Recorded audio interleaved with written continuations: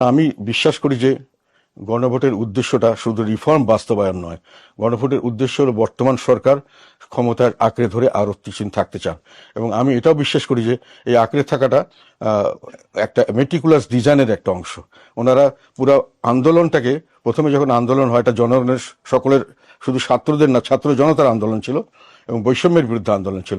কিন্তু ওনাকে যখন করা হলো, তখন উনি বললেন যে না, এটা শুধু মুষ্টিমেয় কিছু লোক, তারাই আমাকে নিয়োগ করেছে, তারাই এটার মাস্টারমাইন্ড, তারাই এই আন্দোলনটা সফল করেছে, এবং তাদেরকেই উনি ওনার নিয়োগকর্তা এবং ওনার অভিভাবক বা করলেন, ওনার মানে জবাবদিহি তার কাছেই করতে, এবং তাদের উপরেই সমস্ত দায়ভার দিয়ে দিলেন।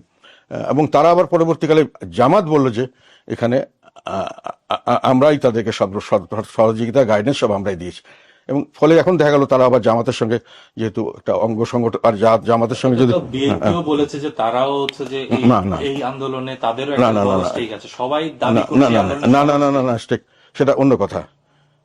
বিএনপি বলছে, দাবি করছে, আমরাও দাবি করছি, সেটা আমাদের আলাদা আলাদা প্ল্যাটফর্ম। হ্যাঁ, আমরা আলাদা আলাদা প্ল্যাটফর্ম থেকে করেছি। এনারা বলছে যে আমরা এই সমন্বয়কদেরকে দিয়ে করিয়েছি, এবং এটা মিলে সবাই একমত হয়েছেন, এবং এখন কিন্তু এই সমন্বয়কদের দল এবং ওনারা আবার একজোট হয়েছেন, এবং ওনারা বলার উদ্দেশ্য হলো, ওনারা বলছেন যে আমরা করেছি, জনগণ মিলে, সবাই মিলে করেনি, আমরাই আন্দোলন করছি। কাজে আমাদেরকে এই আন্দোলনের সুফল বা কৃতিত্ব, আমাদের যেহেতু সুফল বা এর যেটা আউটকাম, সেটা আমরা ভোগ করব, আমরা এটা ডিসাইড করব দেশ কিভাবে এখন চলবে। এটা সরাসরি ডিক্লারেশন দিয়ে করেছেন তারা, যে আমরা ডিসাইড করবো, আমরা একটা ইসলামিক ধরনের দেশ করব, আমাদের আলাদা চরিত্র থাকবে, এতদিন যে চরিত্রে চলে আসছে আমরা সেই চরিত্র থাকবো না, এটা ডিক্লারেশন দেওয়া। এবং এইভাবেই তারা, জামাতে সবসময় তারা ইসলামিক না না না জামাত ইসলামিক পন্থী না, এখন এনসিপি বলছে, এনসিপি হলো এই গভর্নমেন্টের একটা অংশ, গভর্নমেন্টের দল। তো কাজেই এখানে যে প্রশ্নটা এসছে যে ওনারা এখন যদি ওনারা পার্লামেন্টের কাছে ছেড়ে দেন, এবং সেই পার্লামেন্টে যদি ওনারা জয়ী হতে না পারেন, তাহলে যদি এখানে বিএনপি জয়ী হয় বা অন্য কেউ জয়ী হয়, তাহলে ওনাদের এই ডিজাইনটা এই পর্যন্ত শেষ হয়ে যাবে। জনগণের জায়গায় আসলে ওনারা রিফর্মস বলেন বা এতদিন পর্যন্ত অর্ডিন্যান্স বলেন, যা কিছু করেছেন বা ভবিষ্যতে যেটা করে ওনারা পুরো ট্রান্সফরমেশন করতে চাচ্ছেন, সেটা বাধাগ্রস্ত হবে এবং সেটা করতে পারবেন না। কাজেই ওনারা গণভোট করছেন, তো ওটাতে হা করিয়ে নেবেন, ওনারা জনগণের ম্যান্ডেট পেয়েছেন, প্রকাশ করবেন, এবং উনি ক্ষমতা দীর্ঘায়িত করবেন, ক্ষমতার থেকে ওনাদের এতদিনের কাজকর্মকে বৈধতা দিবেন, এবং সামনের দিকে যেগুলো করতে চাচ্ছেন ওগুলো করিয়ে নেবেন পার্লামেন্টের মাধ্যমে বাধ্য করে। এটি আমার ধারণা, এবং এটি আমি বিশ্বাস করি, এবং আমি মনে করি যে এটা হলে দেশের সর্বনাশ হয়ে যাবে। দেশের সামনের দিকে হয়তো এই নির্বাচনের পরে বড় ধরনের গোলযোগ সৃষ্টি হবে, এবং হয় তারা জয়ী হয়ে একটা সেই ধরনের স্টেট তৈরি করবেন, অথবা একটা দেশে একটা গৃহযুদ্ধ। আপনারা তো 195টি 196টি আসনে বা তার বেশি আসনে আপনারা প্রার্থী দিয়েছেন এই নির্বাচনে, তো সেই জায়গায় আপনাদের প্রস্তুতি কেমন চলছে? আসলে আমাদের প্রস্তুতি ভালো, আমরা চেষ্টা করে যাচ্ছি, বাধাগ্রস্ত হচ্ছে। আমাদের 3টি আসনে জেলখানার ভিতর থেকে আমাদের নির্বাচন করছে। আমার 2টো আসনে অলরেডি তাদের নামে মিথ্যা মামলা আছে, সেই ধমকি দেওয়া হচ্ছে যে তাদেরকে অ্যারেস্ট করা হবে। বিভিন্ন জায়গায় এরকম প্রেশার সৃষ্টি করা হচ্ছে। তথাপি আমরা মাঠে আছি, এবং মাঠে আমরা থাকবো ইনশাল্লাহ। মানে একটি বিষয় যেটি আপনি বলছিলেন, বিভিন্ন গণমাধ্যমে আমরা দেখেছি যে আপনারা বলছেন যে আপনাদেরকে সরানোর চেষ্টা করছে, এটি কি এই মামলা, এই বিষয়গুলোকেই আপনি মিন করেছেন? না, মামলা টামলা তো আছেই, আমাদেরকে রাজনৈতিকভাবে হেয় প্রতিপন্ন করেছে, আমাদের উপরে মিথ্যাচার করা হয়েছে। আমরা সরাসরিভাবে এই গণ আন্দোলনের সঙ্গে প্রত্যক্ষভাবে জড়িত ছিলাম, এবং আমাদের এখানে অনেক ত্যাগ স্বীকার করতে হয়েছে, আমাদের অনেক ঝুঁকি নিতে হয়েছে।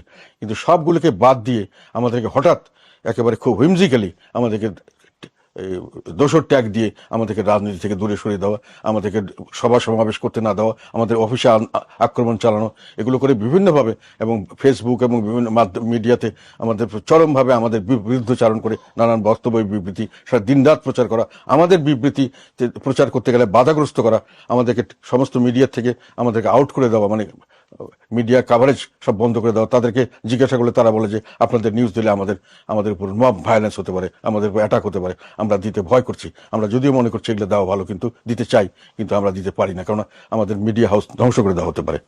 আপনার মানে যখন 5ই আগস্টের পরবর্তী সময়ে আমি আপনার সঙ্গে কথা বলেছিলাম, তখন আপনি বলেছিলেন যে মানে এই বিগত যে সরকার আওয়ামী লীগ তারা যে এই আন্দোলনকে যেভাবে দমন করেছে এবং যেভাবে জনতা বা ছাত্রদের তাদের উপর যেভাবে নিপীড়ন চালিয়েছে প্রশাসনিকভাবে, সেগুলো আপনি তখন নিন্দা জানিয়েছিলেন এবং তখন বলেছিলেন যে এগুলো মানে ঠিক না। এবং কিন্তু এখন আবার আমরা দেখছি যে আপনি মানে এই নির্বাচনে বলছেন যে আওয়ামী লীগ ছাড়া আসলে এই নির্বাচন গ্রহণযোগ্য হবে না, মানে এটা কি এই এই জিনিসটা এইটাই বললাম যে প্রচারণা কতভাবে করা হয়।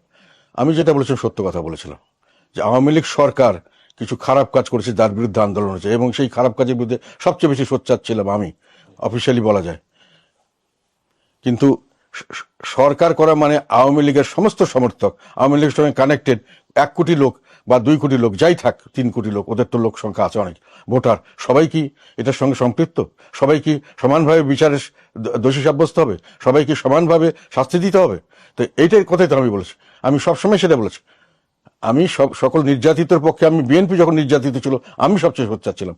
জামাত যখন নির্যাতিত ছিল, জামাতকে যখন ব্যান করা বলা হয়েছিল, আমি এদের বিরুদ্ধে চারণ করেছিলাম প্রকাশ্যভাবে, যে জামাতকে ব্যান করা, পার্লামেন্টে বলেছিলাম এইভাবে ব্যান করলে স্বাভাবিক রাজনীতি চলে না, দেশে অস্বাভাবিকত্ব আসে, স্থিতিশীলতা থাকে না, দেশের জন্য মঙ্গলজনক হয় না, in the long run country suffers. কিন্তু এই এই কথাগুলো কি আপনি, মানে যেটি হয় আমরা যেটি দেখি যে, মানে এই কথাগুলো কি আপনি বা আপনারা যারা বলছেন তার সেটা কি এই কারণে যে নির্বাচন এবং যেহেতু আওয়ামী লীগের একটা বড় ভোটার আছে এখানে, তাদেরকে আকৃষ্ট করার জন্য? না, সেই কারণেই নয়। আওয়ামী লীগের ভোটারকে আকৃষ্ট করার জন্য এটা তারা প্রচার করছে, অপপ্রচার করছে। এর আগে তো আমি বিএনপির পক্ষে কথা বলেছি, এর পক্ষে তো আমি জামাতের পক্ষে কথা বলেছি। তাদের ভোটারকে আমাকে ভোট দেবে সেই কারণে করেছি, সেই কারণে আমি করিনি। আমি এটা আমার কর্তব্য মনে করেছি, রাজনীতিবিদ হিসাবে, একটা দেশের নাগরিক হিসাবে আমার দায়িত্ব হলো সত্য কথা বলার, দেশের মঙ্গলে যেটা হবে সেটা করার। আমরা যেটা করেছি সেটা হয়তো আওয়ামী লীগের লোকেরা পছন্দ করেছে, সেটা অন্য কথা, কিন্তু আওয়ামী লীগের ভোট নেওয়ার জন্য আমি আমার আমার রাজনীতি করেছি, এইটা কথা যে প্রচার, এগুলো বলে বলছি আমি যে অপপ্রচার। মানে তবে ভোট তারা যদি আমাকে দিতে চায়, ডেফিনেটলি আমি লাইক করবো সেটা। এই মানে আমরা একটু গণভোট প্রসঙ্গে আসি। গণভোট নিয়ে আপনি প্রকাশ্যে বলছেন যে গণভোটকে না দেওয়ার জন্য, মানে সেটার কারণ কি আসলে? কারণ আমি বিশ্বাস করি যে গণভোটের উদ্দেশ্যটা শুধু রিফর্ম বাস্তবায়ন নয়, গণভোটের উদ্দেশ্য হলো বর্তমান সরকার ক্ষমতার আঁকড়ে ধরে আরো কিছুদিন থাকতে চান, এবং আমি এটাও বিশ্বাস করি যে এই আঁকড়ে থাকাটা একটা মেটিকুলাস ডিজাইনের একটা অংশ। ওনারা পুরো আন্দোলনটাকে, প্রথমে যখন আন্দোলন হয়, এটা জনগণের সকলের, শুধু ছাত্রদের না, ছাত্র জনতার আন্দোলন ছিল এবং বৈষম্যের বিরুদ্ধে আন্দোলন ছিল। কিন্তু ওনাকে যখন করা হলো তখন উনি বললেন যে না, এটা শুধু মুষ্টিমেয় কিছু লোক, তারাই আমাকে নিয়োগ করেছে, তারাই এটার মাস্টারমাইন্ড, তারাই এই আন্দোলনটা সফল করেছে, এবং তাদেরকেই উনি ওনার নিয়োগকর্তা এবং ওনার অভিভাবক বা ইয়ে করলেন, ওনার মানে জবাবদিহি তার কাছেই করতে, এবং তাদের উপরেই সমস্ত দায়ভার দিয়ে দিলেন। এবং তারা আবার পরবর্তীকালে জামাত বলল যে এখানে আমরাই তাদেরকে সব সহযোগিতা, গাইডেন্স সব আমরাই দিয়েছি, এবং ফলে এখন দেখা গেল তারা আবার জামাতের সঙ্গে, যেহেতু একটা অঙ্গ সংগঠন, আর জামাতের সঙ্গে যদি বিএনপিও বলেছে যে তারাও হচ্ছে যে না না এই আন্দোলনে তাদেরও না একটা না না বড় না স্টেক আছে, সবাই দাবি না করছে না আন্দোলনে না না না না না স্টেক, সেটা অন্য কথা। বিএনপি বলছে, দাবি করছে, আমরাও দাবি করছি, সেটা আমাদের আলাদা আলাদা প্ল্যাটফর্ম, আমরা আলাদা আলাদা প্ল্যাটফর্ম থেকে করেছি। এনারা বলছে যে আমরা এই সমন্বয়কদেরকে দিয়ে করিয়েছি, এবং এটা মিলে সবাই একমত হয়েছেন, এবং এখন কিন্তু এই সমন্বয়কদের দল এবং ওনারা আবার একজোট হয়েছেন, এবং ওনারা বলার উদ্দেশ্য হলো, ওনারা বলছেন যে আমরা করেছি, জনগণ মিলে, সবাই মিলে করেনি, আমরাই আন্দোলন করছি, কাজে আমাদেরকে এই আন্দোলনের সুফল বা কৃতিত্ব, আমাদের যেহেতু সুফল বা এর যেটা আউটকাম সেটা আমরা ভোগ করব, আমরা এটা ডিসাইড করব দেশ কিভাবে এখন চলবে। এটা সরাসরি ডিক্লারেশন দিয়ে করেছেন তারা, যে আমরা ডিসাইড করবো, আমরা একটা ইসলামিক ধরনের দেশ করব, আমাদের আলাদা চরিত্র থাকবে, এতদিন যে চরিত্র চলে আসছে আমরা সেই চরিত্র থাকবো না, এটা ডিক্লারেশন দেওয়া, এবং এইভাবেই তারা জামাতে সবসময় তারা ইসলামিক না না না জামাত ইসলামিক পন্থী না, এখন এনসিপি বলছে, এনসিপি হলো এই গভর্নমেন্টের একটা অংশ, গভর্নমেন্টের দল। তো কাজেই এখানে যে প্রশ্নটা এসছে যে ওনারা এখন যদি ওনারা পার্লামেন্টের কাছে ছেড়ে দেন, এবং সেই পার্লামেন্টে যদি ওনারা জয়ী হতে না পারেন, তাহলে যদি এখানে বিএনপি জয়ী হয় বা অন্য কেউ জয়ী হয়, তাহলে ওনাদের এই ডিজাইনটা এই পর্যন্ত শেষ হয়ে যাবে। জনগণের জায়গায় আসলে ওনারা রিফর্মস বলেন বা এতদিন পর্যন্ত অর্ডিন্যান্স বলেন, যা কিছু করেছেন বা ভবিষ্যতে যেটা করে ওনারা পুরো ট্রান্সফরমেশন করতে চাচ্ছেন, সেটা বাধাগ্রস্ত হবে এবং সেটা করতে পারবেন না। কাজেই ওনারা গণভোট করছেন, তো ওটাতে হা করিয়ে নেবেন, ওনারা জনগণের ম্যান্ডেট পেয়েছেন, প্রকাশ করবেন, এবং উনি ক্ষমতা দীর্ঘায়িত করবেন, ক্ষমতার থেকে ওনাদের এতদিনের কাজকর্মকে বৈধতা দিবেন, এবং সামনের দিকে যেগুলো করতে চাচ্ছেন ওগুলো করিয়ে নেবেন পার্লামেন্টের মাধ্যমে বাধ্য করে। এটি আমার ধারণা, এবং এটি আমি বিশ্বাস করি, এবং আমি মনে করি যে এটা হলে দেশের সর্বনাশ হয়ে যাবে, দেশের সামনের দিকে হয়তো এই নির্বাচনের পরে বড় ধরনের গোলযোগ সৃষ্টি হবে, এবং হয় তারা জয়ী হয়ে একটা সেই ধরনের স্টেট তৈরি করবে, অথবা একটা দেশ একটা গৃহযুদ্ধের দিকে যেতে পারে। আপনার কি মনে হয় না যে আপনারাও বিভিন্ন সময় বলেছেন যে আমাদের যে মানে বিভিন্ন রাজনৈতিক দলই বলেছে যে মানে এমনকি বিএনপিরও তারা সংস্কারের তাদের নিজস্ব কিছু ভাবনাও আছে, যেহেতু এই সংস্কারের জায়গা থেকে তো রাষ্ট্রীয় যে মানে গভর্নেন্সের জায়গা থেকে এই সংস্কারগুলোকে কি আপনি বলছেন যে এই সংস্কারগুলো প্রয়োজন নেই? সংস্কারের প্রয়োজন আছে, আমি সবচেয়ে বেশি বলেছি। সংস্কারের বিষয়ে পার্লামেন্টে সবচেয়ে বেশি আমি কথা বলেছি। গভর্নিং সিস্টেমের সংস্কার, সংবিধানের সংস্কার, এবং ওর উপর আমার আর্টিকেল আছে, আইডিয়া আছে। আমার কথা হলো প্রত্যেকটা জিনিসের একটা পথ আছে, নির্দিষ্ট পথ আছে। আমাদের সংবিধানে বলা আছে যে যদি কোনো সংস্কার কিছু করতে হয়, সাংবিধানিক সংস্কার করতে হয় বা অন্য কোনো বড় ধরনের সংস্কার করতে হয়, যেটাতে সেটাকে পার্লামেন্টে আনতে হবে। পার্লামেন্টে আনার পরে এটা প্রস্তাবটাকে আলাপ আলোচনা করতে হবে। আলাপ আলোচনা করার পরে প্রস্তাবকে গ্রহণ করাতে হবে। যেমন সংবিধান সংসদের 2/3 মেজরিটি লাগবে। আবার 15th অ্যামেন্ডমেন্ট চলে যাওয়ার পরে এখন আবার পুনর্বহাল হয়েছে, সেটা গণভোট করতে হবে। তখন তারপরে এটা যাবে জনগণের কাছে। জনগণ ইয়েস বা নোর ভোট দিলে, পার্লামেন্ট যাই ভোট দেখ, জনগণ যদি নো বলে তাহলে এটা নো, পার্লামেন্ট যদি এটাকে ইয়েস বলে তাহলে ওটা, যদি ইয়েস বলে তাই সেটা ইয়েস হবে। এটা হলো সিস্টেম। তা আমরা তো চাচ্ছিলাম যে আপনি যেগুলো করেছেন বলছেন সেগুলো আপনারা বলছেন খুব ভালো, যদিও এর মধ্যে অনেকগুলোকে আমি মনে করি ভালো নয়। আমার আমার দেশ চালানোর অভিজ্ঞতা আছে, আমি পার্লামেন্ট করার অভিজ্ঞতা আছে, আমি ভালো মতো জানি, বুঝি।